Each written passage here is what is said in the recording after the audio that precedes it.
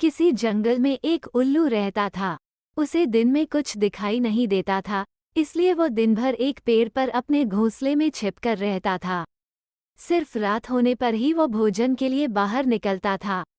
एक बार की बात के गर्मियों का मौसम था। दोपहर का समय था और बहुत तेज धूप थी। तभी कहीं से एक बंदर आया और वो उल्लू के घोंसले वाले पेड़ पर आकर बैठ गया।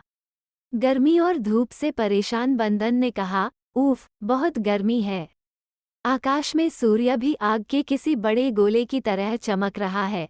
बंदर की बात को उल्लू ने भी सुन लिया। उससे रहा नहीं गया और बीच में ही बोल पड़ा, "ये तुम झूठ कह रहे हो। सूर्य नहीं, बल्कि अगर चंद्रमा के चमकने की बात कहते तो मैं इसे सच मान लेता।" बंदर बोला, "भला दिन में चंद्रमा कैसे चमक सकता है? वो तो रात में चमकता है और ये दिन का समय है, तो दिन में सूर्य ही चमकेगा। यही कारण है कि सूर्य की तेज रोशनी की वजह से बहुत ज्यादा गर्मी हो रही है।" उस बंदर ने उल्लू को अपनी बात समझाने का बहुत प्रयास किया कि दिन में सूरज ही चमकता है, चंद्रमा नहीं, लेकिन उल्लू भी अपनी ही जिद पर अड़ा था। इसके बाद उल्लू ने कहा, "चलो, हम दोनों मेरे एक मित्र के पास चलते हैं, वही इसका निर्णय करेगा।"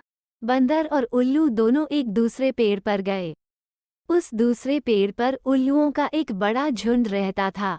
उल्लू ने सभी को बुलाया और उनसे कहा कि दिन में आकार में सूर्य चमक रहा है या नहीं, ये तुम सब मिलकर बताओ। उल्लू की बात सुनकर उल्लुओं का पूरा झुंड हंसने लगा। वो बंदर की बात का मजाक उड़ाने लगे। उन्होंने कहा, "नहीं, तुम बेवकूफों जैसी बात कर रहे हो।